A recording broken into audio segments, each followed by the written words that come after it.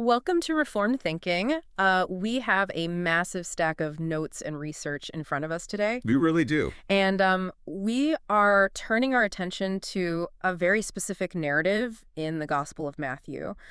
We are looking at chapter 15. Right. And honestly, looking at the raw text, this is one of those passages that if you read it quickly over your morning coffee, it just feels jarring. It feels dangerous. I mean, it is the kind of text that makes you stop and check the Greek translation to make sure you read it right. It does. It feels like a public relations nightmare for Jesus. Totally. We are jumping into verses 21 through 28, the story of the Canaanite woman.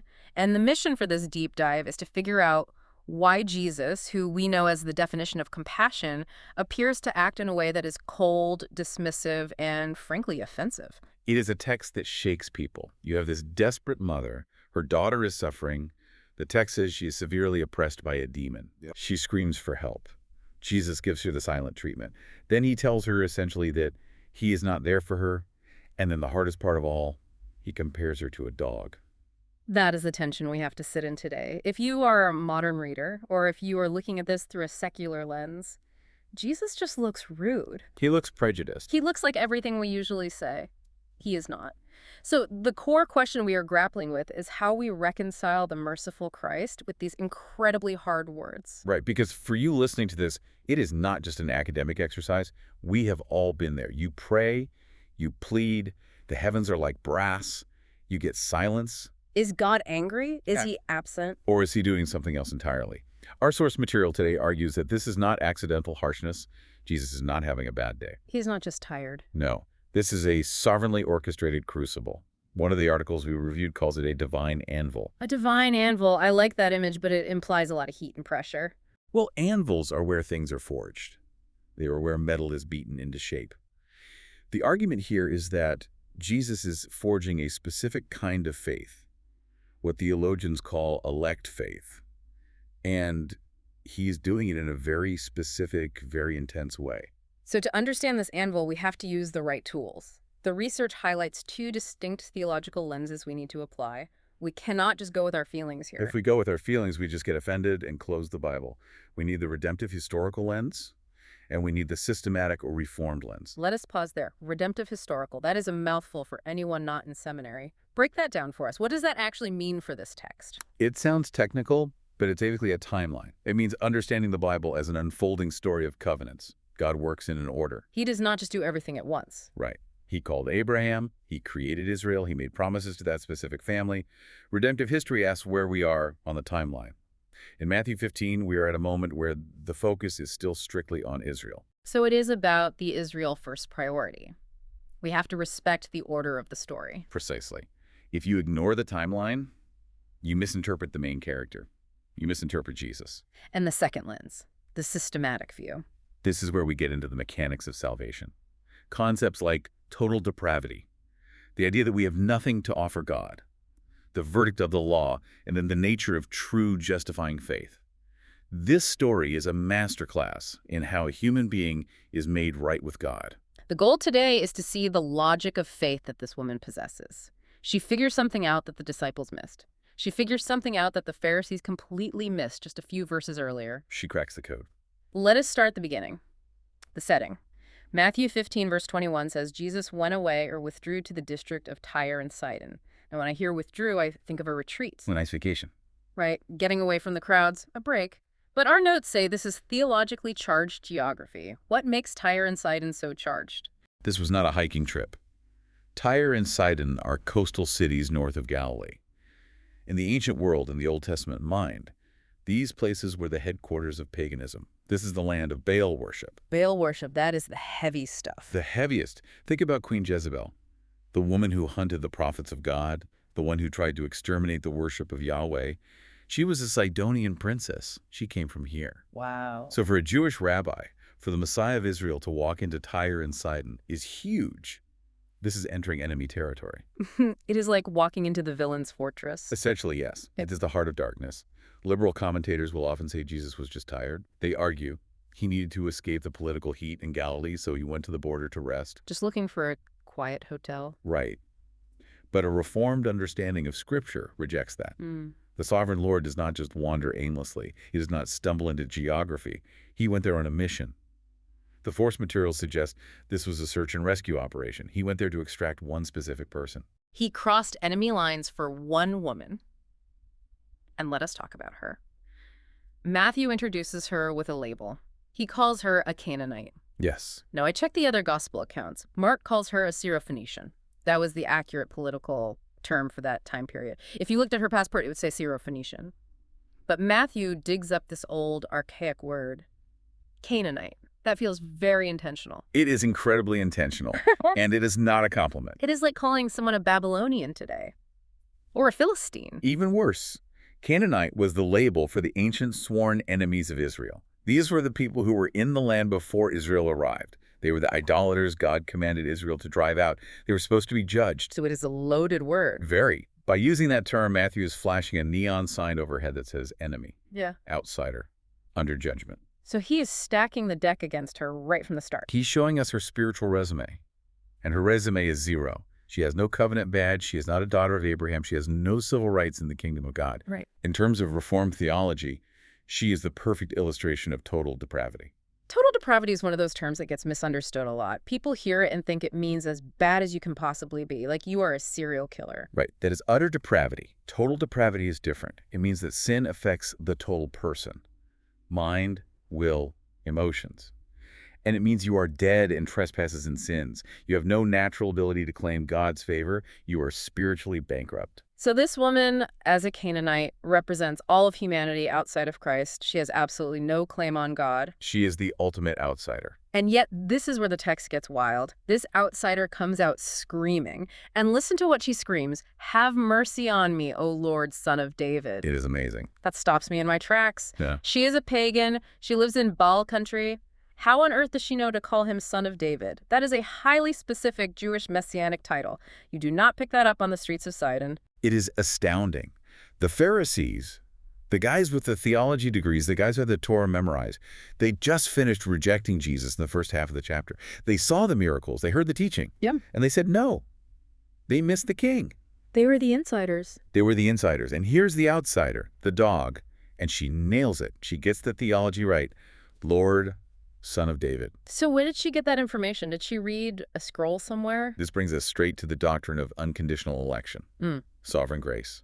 Where did she get this orthodox Christology? Flesh and blood did not reveal this to her. So you were saying this is a supernatural insight. It has to be. The source material highlights this beautifully. It is a striking evidence that God grants eyes to see to whom he wills. The insiders are blind. The outsider sees. It flips the script on who we think understands God. And the text says she was crying out. The notes here dive into the Greek a bit. The word is ekregazon. Yes.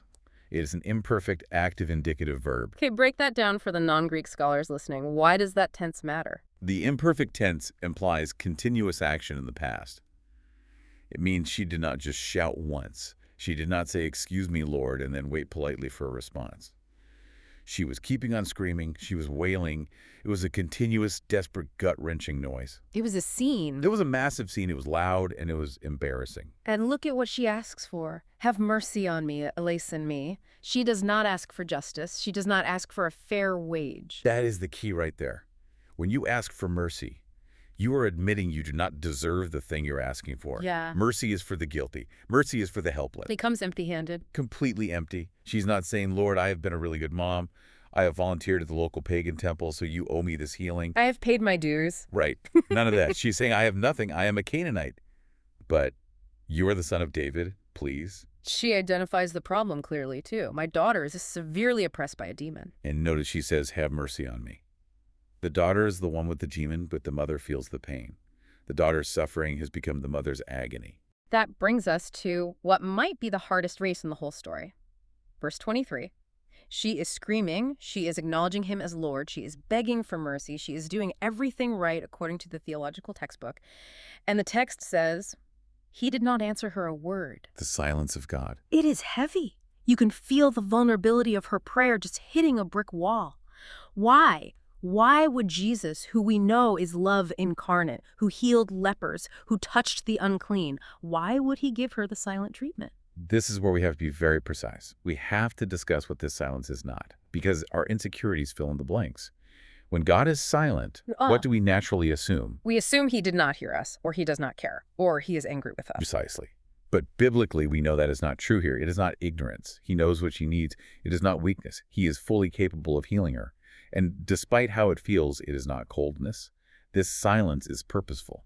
Purposeful silence. That is a tough concept to swallow. One of our sources describes it as a test, but I want to be careful with the word test.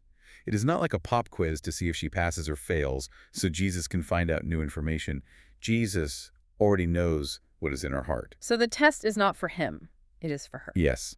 Our source references the Westminster Confession of Faith, chapter 5. It talks about providence.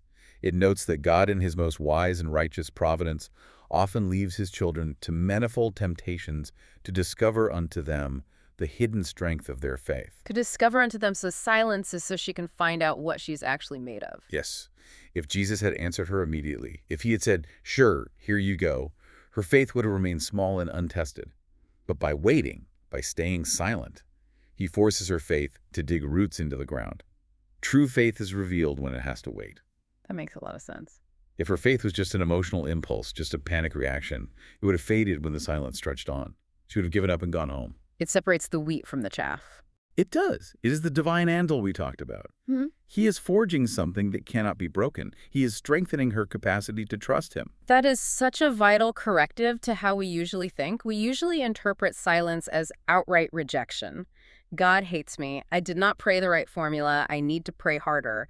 But you are saying the silence is actually a form of engagement. It is a summons to press in. It is an invitation to wrestle. Think about Jacob wrestling with the angel in the Old Testament. You do not get the blessing unless you hold on through the night. Yeah. And this stands in such stark contrast to the modern seeker-sensitive model we see in so many churches today. Oh, for sure. If a modern church consultant saw Jesus doing this, they would panic. They would have an absolute meltdown. They would say, Right. Jesus, you are being unwelcoming. You are creating a barrier to entry. You are going to lose this demographic. Our retention numbers are going to tank. She is going to give us a 1-star review on Google. Completely. But Jesus is not trying to market a brand. He is not trying to make her feel comfortable. He is forming a soul. It also critiques the prosperity gospel idea, the idea that God is a cosmic vending machine. Right. You put the prayer coin in, you push the faith button, and the blessing drops out immediately. And if it does not, it is your fault. You did not have enough faith. This text destroys that false teaching. She has great faith. Jesus eventually says so, and yet she faces agonizing silence. Silence is not a sign of a lack of faith. It's the gymnasium of faith. While she is wrestling with this silence, she is also dealing with the bystanders, the disciples. They decide to chime in, and honestly, they are not helpful at all. Verse 23 continues, and his disciples came and begged him, saying, "Send her away, for she is crying out after us." After us. Did you catch that pronoun? Yeah, not she's crying out for her daughter, but she is bothering us. It reveals so much about their hearts in that moment. They make her suffering about their inconvenience. They view her as a nuisance, an interruption to their day. To be fair to the disciples, she was probably really loud. And they were tired. They thought they were on a retreat. Oh, surely. It is very relatable human behavior, but it is also very ugly. They are probably thinking, we came here for a theological retreat with the Master. We want to sit at his feet and learn mysteries, and this loud pagan woman is ruining the atmosphere. She is ruining the quiet time. That is it. It is a classic case of the insiders acting like gatekeepers. They want to protect their comfort and their order. They want a clean, organized ministry without messy people. It is a warning, isn't it, for anyone in ministry, or just anyone sitting in the pew. A serious pastoral warning. Our sources point this out, especially for office bearers, elders, pastors, deacons, even us doing this deep dive. Do we view messy, suffering, loud people as interruptions to our orderly services? Do we want to send them away so we can get back to our nice, quiet Bible study? Please leave. We are studying the mercy of God. The irony is so thick. The disciples are physically close to Jesus. They're standing right next to him, but their hearts are miles away from his. The woman is physically distant, treated as an outsider, yet her heart is beating in rhythm with his mercy. Proximity to Jesus does not guarantee likeness to his heart. You can be an insider and miss the point completely. So the disciples want her gone. They say, send her away. And Jesus finally breaks his silence. But what he says, well, it does not seem to help her case at all. In fact, it sounds like he is agreeing with the disciples. Verse 24, I was sent only to the lost sheep of the house of Israel. This is the dispensational distinction we mentioned in the outline. It sounds like a rejection letter. Sorry, ma'am, wrong department. I'm on here for Israel. Is Jesus saying he does not care about Gentiles? Is he saying his grace stops at the border? No. And this is where we really need that redemptive historical lens. This is not about ethnic superiority. It is not about racism. It is about redemptive order. Break that down. Why is the order so vital? Think about a legal will or a trust fund. If a father leaves an inheritance, there are strict rules about how it is distributed. First to the eldest son, then to the others. God is a God of order. He made a covenant with Abraham. He promised that through Abraham's family the whole world would be blessed. But the blessing has to come to the family first. So Jesus is legally bound by the promises of the Old Testament. Yes. Paul says in Romans 1:16, the gospel is to the Jew first and also to the Greek. Not only to the Jew, but to the Jew first. Jesus is the minister of the circumcision, as Romans 15:8 says. He came to fulfill the promises made to the patriarchs. The Messiah must come to Israel, present himself to Israel, and crucially be rejected by Israel so that the blessing can flow out to the nations. He has to follow the plan. He cannot just freelance his ministry. Right, the Greek construction here is very strong. Uk apostolin eime, I was not sent except to. It is exclusive. But, and this is key, this exclusivity in his earthly ministry is the necessary prelude to the Great Commission later on. He focuses on Israel now so that later, after the cross and resurrection, he can legitimately tell the disciples to go to all nations. So if he skipped Israel now and just started healing Gentiles everywhere, he would actually be breaking the covenant. He would be a covenant breaker. He would be untrustworthy. If God does not keep his specific ancient promises to Israel, how can you or I trust his promises to us? Jesus is telling her there is a plan and I am sticking to it. It safeguards against the idea that Jesus was just a wandering miracle worker doing whatever he felt like on any given Tuesday. He was working a highly structured plan. Precisely. And one of our sources points out that this guards against novel revelations. We do not get to bypass Scripture or God's appointed means. God works through his established covenant order. So Jesus effectively says, my mission is currently focused on Israel. Most people would hear that and say, okay, I get it. I'm not eligible. And they would pack up and leave. Most people absolutely would, but she does not. She does not leave at all. The text says she came and knelt before him. Other translations say she worshiped him. She physically blocks his path. And she simplifies her prayer. She drops the title. She just says, Lord, help me. 3 words. Lord, help me. The theology is simple, but the desperation is at its absolute peak. She's refusing to take no for an answer. She's pushing through the theological barrier he just set up. And then comes the hammer blow, verse 26. This is the verse that makes everyone cringe. Jesus looks at this kneeling, weeping mother and says it is not right to take the children's bread and throw it to the dogs. Ouch. There is no way around it. That stings. Now, I have heard preachers try to soften this over the years. I have heard them say, oh, the Greek word is kunarion. It means little puppy. It is affectionate. It is like he is calling her a cute little house pet. We have to be honest with the text here. That is sentimental garbage. It is an insult. You really think so? Absolutely. Even if kunarion refers to a small household dog rather than a wild street scavenger, it is still drawing a massive line between the children, the humans, the rightful heirs, and the animals. It is a severe metaphor. In the ancient Near East, dogs were not like our golden retrievers sleeping at the foot of the bed. They were unclean. Calling someone a dog was the ultimate slur. So what is the exact metaphor here? Who is who in this picture? The children are Israel, the covenant members. The bread is the messianic blessing. The gospel, the healing, the strength of the kingdom. The dogs are the Gentiles, those outside the covenant. Jesus is looking her right in the eye and saying, you do not belong at the table. You are outside. Why?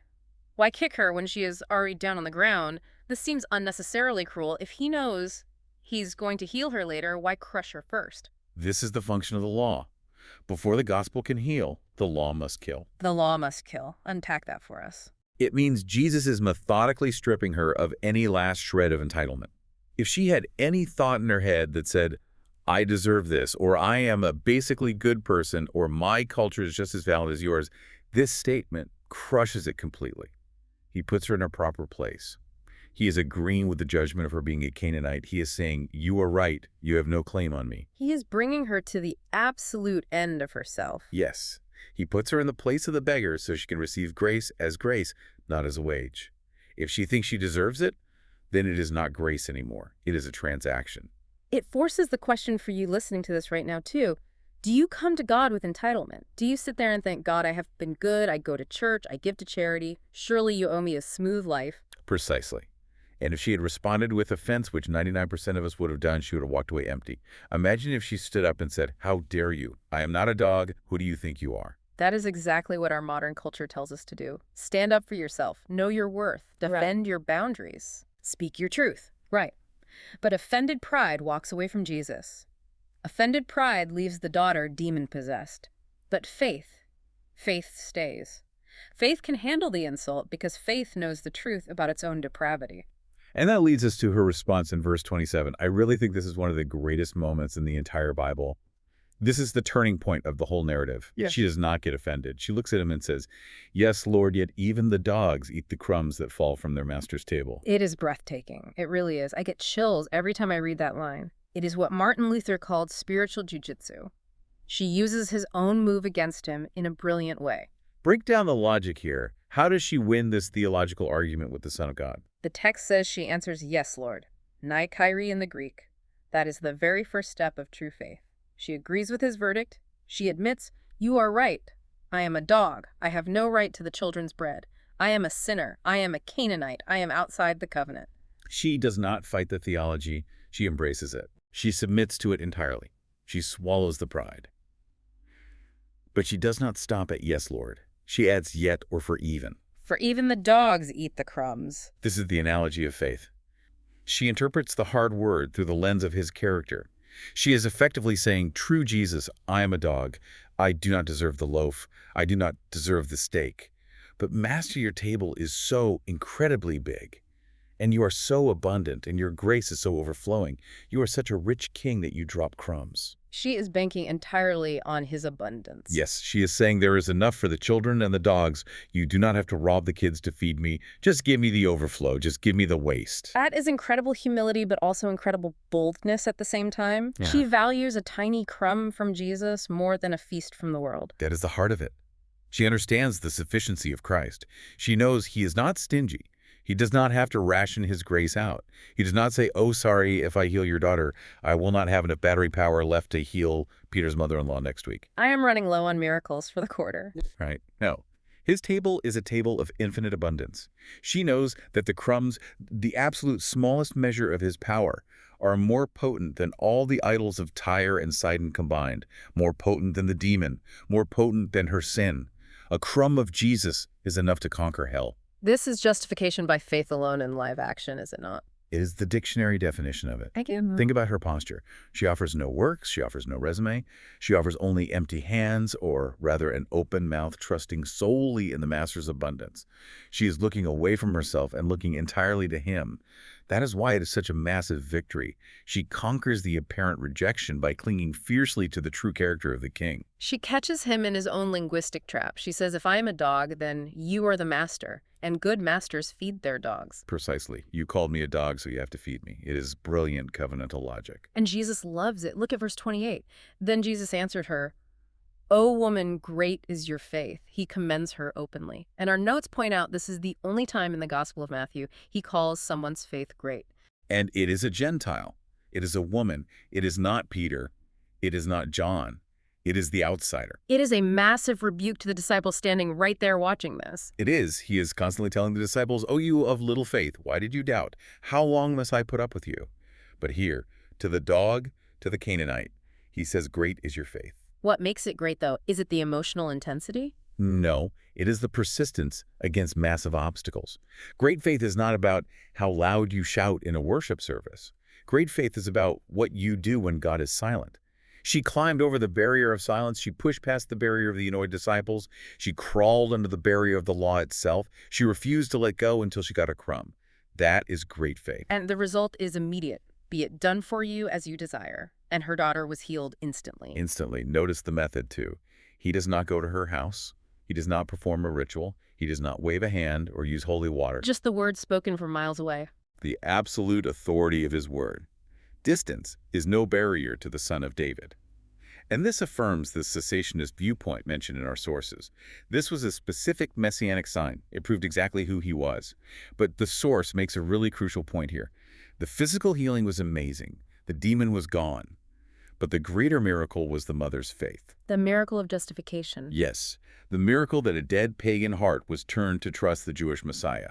That is the eternal miracle in this text. And we see the third use of the law here too, right? For our listeners who lean heavy into Reformed categories. We do. Her faith led to grateful obedience. She persisted. She modeled the head, heart, and hands aspect of faith perfectly. Her head knew who he was, Son of David. Her heart felt the utter desperation and the trust. And her hands metaphorically reached out and kept knocking until the door opened. So as we wrap this deep dive up, let us zoom out for a second. We started with a silent, seemingly harsh Jesus. We end with a healed daughter and a highly commended mother. What did we actually learn from all this source material? We learned that silence is not absence. That is the big takeaway. Just because you do not hear an answer does not mean God is not actively working. The anvil. The anvil. He is forging you in the silence. We also learned that true faith agrees with the law's guilty verdict.